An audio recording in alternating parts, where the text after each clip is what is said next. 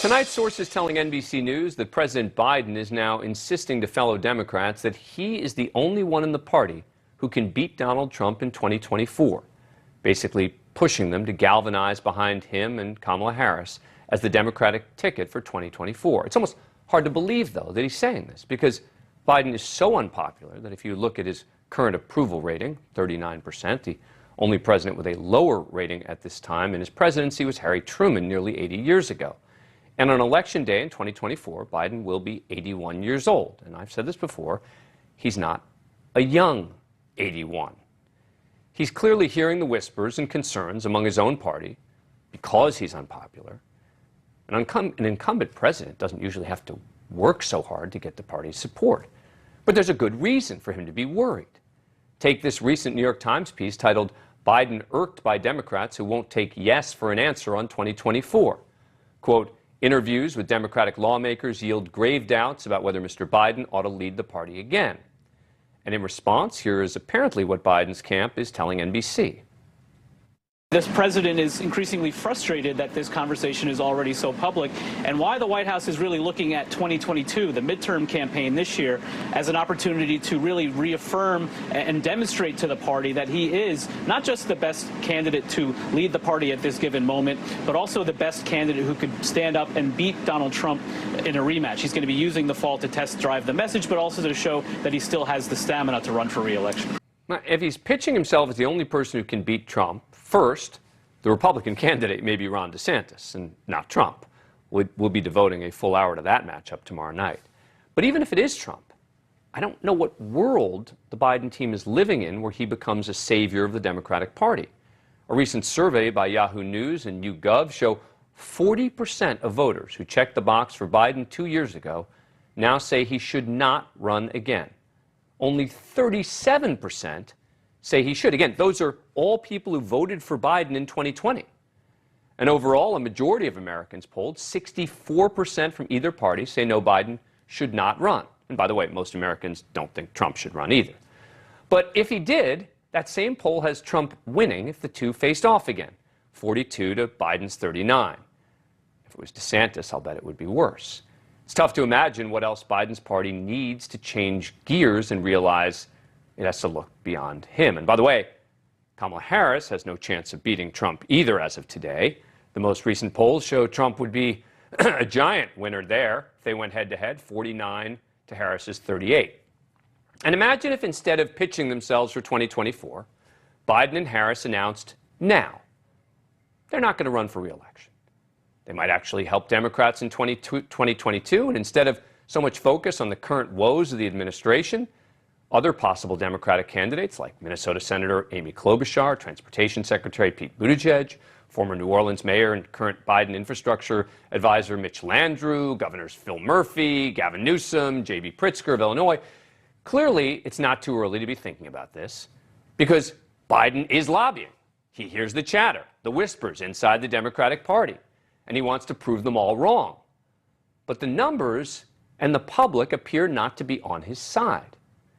Joining me now is Democratic political strategist and policy advisor, Dr. Basil Schmeichel. He also lectures at Columbia University's School of International and Public Affairs. Dr. Schmeichel, thank you very much for coming on the show. Appreciate it. What am I missing? What am I missing?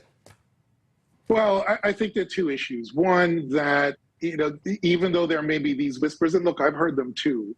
Right now, given where we are in this country, particularly with the last week or so of Supreme Court decisions, he may be right that he's the only one that can beat Donald Trump, particularly when you consider what we Democrats will have to do to make sure that the suburbs come back to us in these next two elections, the mid-year and the general. But at the same time, I also wonder about and am concerned about whether or not at this point the Democrats have really developed their bench as well as they should have been for someone to be able to really step into this job.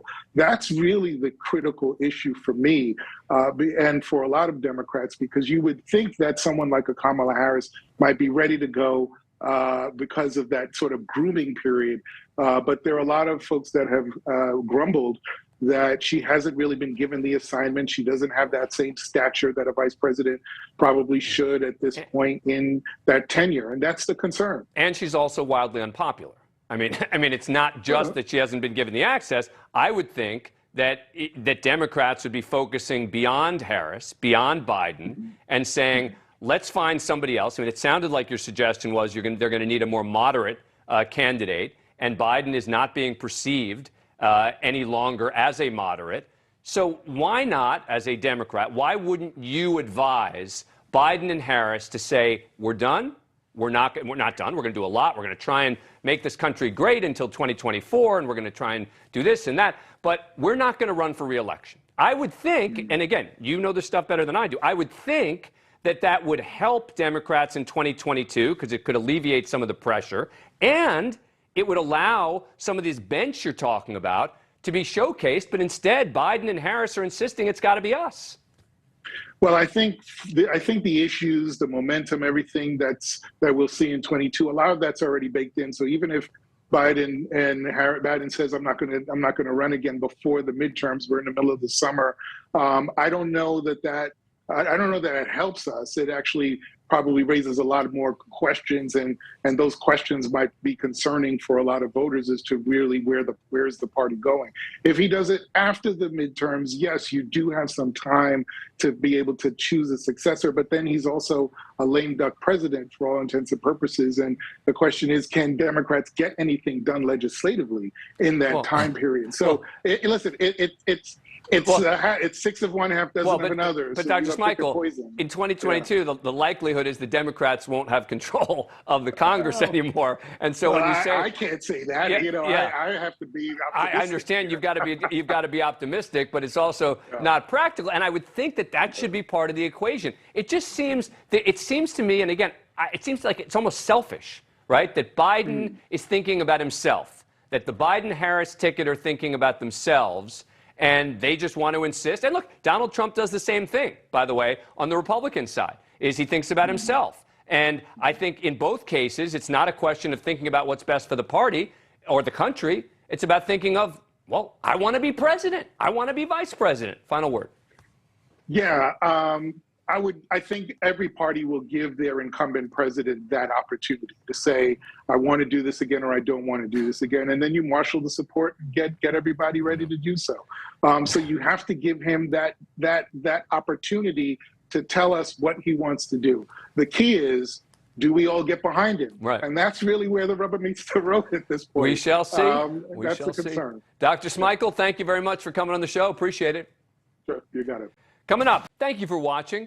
Go to newsnationnow.com to find NewsNation on your cable provider. And don't forget to click the red subscribe button below to get more of NewsNation's fact-driven, unbiased coverage.